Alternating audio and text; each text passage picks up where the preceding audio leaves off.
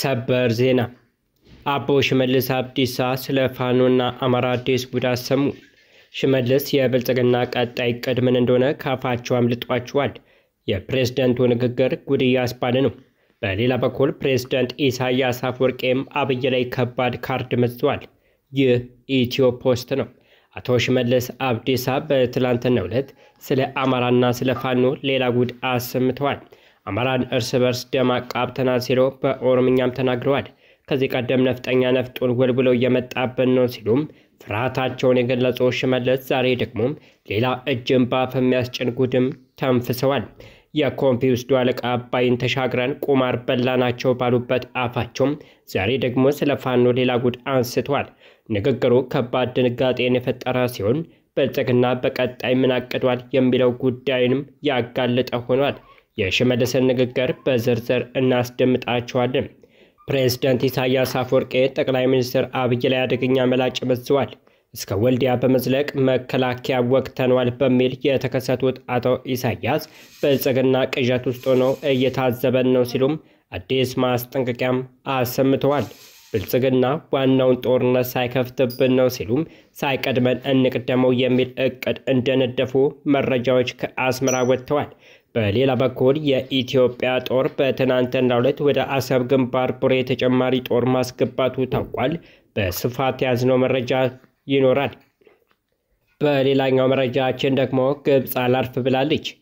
ኢትዮጵያ ላይ እርምጃ ወስዳለሁ ስትል በትናንትናው ዕለት አዲስ ማስፈራሪያ አሰምታለች። የግብጽ ፕሬዝዳንት አልሲሲ ትናንት በብሔራዊ ቴሌቪዥን ባሰራጩት ንግግር ኢትዮጵያ በምታደርገው ነገር እጃችንን አጣጥፈን አንመለከትም ሲሉ ዝተዋል። ሕግ በማክበራችን ደፈሪ አትቁጠሩን ሲሉም ግብጽ ያላትን የጦር አቅም ሲናገሩም ታይተዋል። ከካይሮ ወደ አዲስ አበባ የተላከው የግብጽ ማስፈራሪያም እንመለከተዋለን። የተወደዳችሁን የተከበራችሁ የቻናላችን ቤተሰቦች ለአሁን የተደመጡና እነዚህ የመሰሉ ሌሎች መረጃዎችንም አጠናክረናል። እንደተለመደው ቪዲዮ ላይክ እና ሼር በማድረግ አብራችሁን ቆዩ። ግብጽ አላርፍ ብላለች። ኢትዮጵያ ላይ እርምጃ ወስዳለሁ ስትል በትናንትናው ዕለት አዲስ ማስፈራሪያ ወደ አዲስ አበባ ልካለች። የግብጽ ፕሬዝዳንት አልሲሲ ትናንት በብሔራዊ ቴሌቪዥን ባሰራጩት ንግግር ኢትዮጵያ በምታደርገው ነገር እጃችንን አጣጥፈን አንመለከትም ሲሉ ዝተዋል። ሕግ በማክበራችን ደፈሪ አትቁጠሩን ሲሉም ግብጽ ያላትን የጦር አቅም ሲናገሩም ታይተዋል። ከካይሮ ወደ አዲስ አበባ የተላከውን የግብጽ ማስፈራሪያን በተመለከተም 4 ኪሎ ምንም መልስ አለመስጠቱም አስገራሚ ሆኗል። ግድቡ በድል ቢጠናቀቅም ግብጽ ግን ባልበላውም ጨሬ ልበትነው እያለች ነው። በትናንትናው ዕለት አልሲሲ ዛቻና ማስፈራሪያ ለኢትዮጵያ አሰምተዋል። አልሲሲ በዋና ከተማቸው ካይሮ ለተካሄደው 8ኛው የውሃ ሳምንት ተሰብሳቢዎች በቪዲዮ ባስተላለፉት መልእክት ግብጽ ዲፕሎማሲያዊና ዓለም አቀፍ ተቋማት በይበልጥ በተባበሩት መንግስታት ድርጅት ላይ መተማመኗን እንደ ድክመት መቆጠር የለበትም ብለዋል። ግብጽ ታላቁ ህዳሴ ግድብ ከአባይ ወንዝ የምታገኘውን የውሃ መጠን ይቀንስብኛል ስትል አጥብቃ ስትቃወም የነበረ ቢሆንም ፕሬዝዳንቱ እሁድ ዕለት ባደረጉት ንግግር ግን ባለፉት ሳምንታት በሱዳን ስለተከሰተው የጎርፍ መጥለቅለቅ የኢትዮጵያ ግድብ ተጠያቂ አድርገዋል። ኢትዮጵያ ግድቡ ተገቢ ባልሆነ ሁኔታ እያስተዳደረች በመሆኑ ባልተመጣጠነ የውሃ ፍሰት ምክንያት ባለፉት ቀናት በሁለቱ የታችኛው ተፋሰስ ሀገራት ውስጥ ጉዳት ደርሷል ብሏል። ፕሬዝዳንቱ በንግግራቸው ላይ ከግድቡ ምርቃት ከጥቂት ቀናት በኋላ የተከሰተው ነገር በግድቡ የስራ ሂደት ላይ ህጋዊ አሳሪ ስምምነት እንዲደርስ ያቀረብነው ጥያቄም ትክክል መሆኑን የሚያሳይ ማስረጃ ነው ብሏል። አልሲሲ ኢትዮጵያ የታችኛው ተፋሰስ ሀገራትን አስቀድማ ሳታውቅ ወይም ሳታስተባበር ወጥነት የሌለው ውሃ ትለቃለች ሲሉም ወንጅለዋል። የኢትዮጵያ የውሃና ኢነርጂ ሚኒስቴር ግብጽ የህዳሴ ግድቡን በአግባቡ ባለመተዳደሩ ምክንያት የተለቀቀ ውሃ በሱዳን ጎርፍ እንዳስከተለ በመግለጽ ከዚህ በፊት ያወጣቸው መግለጫ በሐሰት የተሞላና ተንኮል አዘል በማለት ውድቅ ማድረጉም ይታወሳል። ታላቁ የኢትዮጵያ ህዳሴ ግድብ ባይኖር ኖሮ ባለፉት ወራት በኢትዮጵያ ደጋማ ቦታዎች የታየው ከፍተኛ ዝናብ ሱዳንና ግብጽ ውስጥ በሰው ህይወትና በመሰረተ ልማት ላይ ታሪካዊ ውድመት ሊያደርስ ይችል እንደነበረም በመግለጽ በወቅቱ ምላሽ ሰጥቷል። አልሲሲ ሀገራቸው የወሰደቻቸውን የዲፕሎማሲ እርምጃዎች የጥንካሬ መግለጫ፣ የብስለትና በንግግር የማመንና የናይል ተፋሰስ ሀገራትን ፍላጎት አደጋ ላይ ሳይጥሉ ለመጠበቅ የተደረገ መሆኑን አክለዋል። የግብፁ ፕሬዝዳንት ድርቅና የውሃ መጥለቅለቅ በሚኖርበት ወቅት የውሃ አለቃቀቅን ለመቆጣጠር የሚያስችል አሳሪ የሆነ ስምምነት በሁለቱ የታችኛው ተፋሰስ ሀገራት ያካተተ ስምምነት እንዲኖር የጠየቁ ሲሆን በላይኛው የተፋሰስ ሀገራት የእድገት ፍላጎትና የታችኛው ተፋሰስ ሀገራት ከጉዳት ለመከላከል በሚኖር ሚዛን መካከል ብቸኛው አማራጭ ነው ብለዋል። ፕሬዝዳንቱ ግብፅ በአባይ ወንዝ ላይ የሚኖረን የተናጠል እርምጃን የማትቀበለው ዓለም አቀፍ አሰራሮችና ስምምነቶችን ወደ ጎን ስለሚል የተፋሰሱን ሀገራት ፍላጎት ስጋት ላይ ስለሚጥል እንዲሁም የፍትህና መረጋጋት መርሆችን ዝቅ ስለሚያደርግ መሆኑን በንግግራቸው ላይ አንስተዋል። ልማት የአንድ ሀገር ብቻ ጉዳት አይደለም ያሉት አልሲሲም የወንዙ ህዝቦች የጋራ በሆነ ኃላፊነትና በትብብር ብቻም ሊጠበቅ የሚችል መብት ነው፣ የተናጠል እርምጃ አይደለም ብለዋል። ፕሬዝዳንቱ በንግግራቸው ካይሮ ኢትዮጵያ ያስቀመጠቻቸውን የልማት ግድቦች የሚያሟሉ በርካታ ጥሩ ቴክኒካዊ አማራጮችና የሁለቱን የታችኛው ተፋሰስ ሀገራት ጥቅም የሚያስጠብቅ ሀሳብ አቅርባ እንደነበረም ጠቅሰዋል።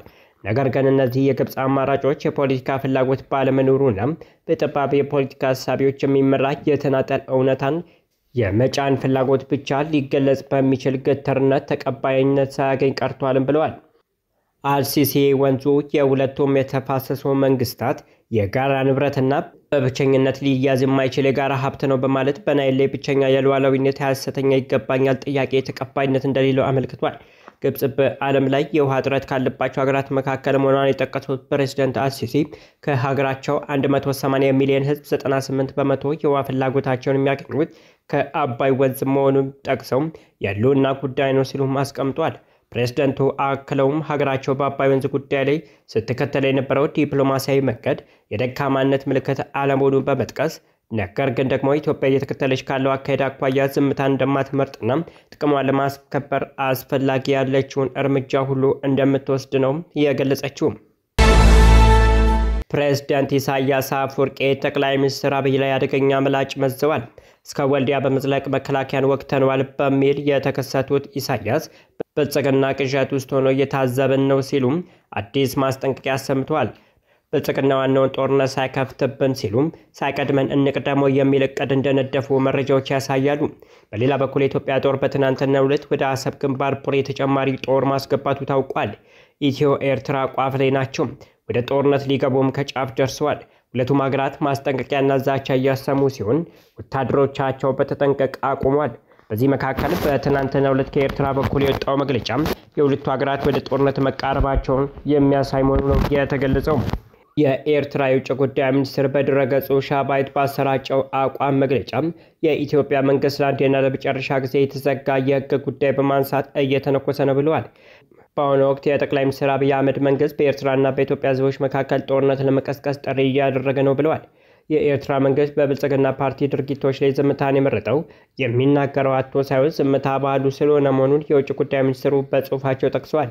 ምንም እንኳን የውጭ ጉዳይ መስሪያ ቤቱ ምላሽ እየሰጠ አይደለም ቢባልም የኤርትራው ቃል አቀባይ የማነ ገብረ መስቀል በየቀኑ ምላሽ ሲሰጡ ታይተዋል። የማነ ከቀይ ባህር ጋር በተገናኘ ከኢትዮጵያ ባለስልጣናት ለሚነሱ ጉዳዮች እግር በእግር እየተከታተሉ ምላሽ ከመስጠት በወዘነው አያውቁም። የውጭ ጉዳይ ሚኒስትሩ በአቋም መግለጫ ሀተታ መልክ ምላሽ በሰጡበት የኢትዮጵያ መንግስት ክስ ላይ ምላሽ የሰጠው የማነ አስቀድሞ ምላሽ ከሰጡ በኋላ ነው። የኢትዮጵያ መንግስት ኤርትራ ራሱን መቀሌ ከሰበሰበው ህወሓት ጋር በማበር ጦርነት ልታውጅ ነው በሚል ይከሳል።